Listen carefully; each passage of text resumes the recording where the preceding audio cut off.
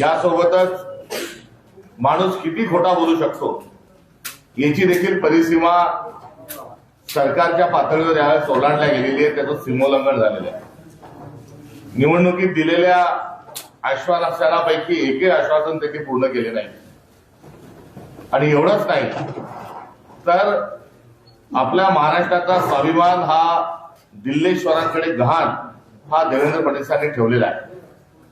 2014 ते 19 चे देवेंद्र फडणवीस आपण महाराष्ट्राने बघितले, मात्र आता एकदम वेगळाच एक व्यक्तिमत्व त्या ठिकाणी बसलेलं आढळून येतं, ज्यांना काही महाराष्ट्राच्या विकासासाठी योगदान देण्याची त्यांची तयारी नाही, कुठल्याही प्रकारची सभ्यता लोकशाहीचे संकेत पाळण्याची त्यांची तयारी नाही।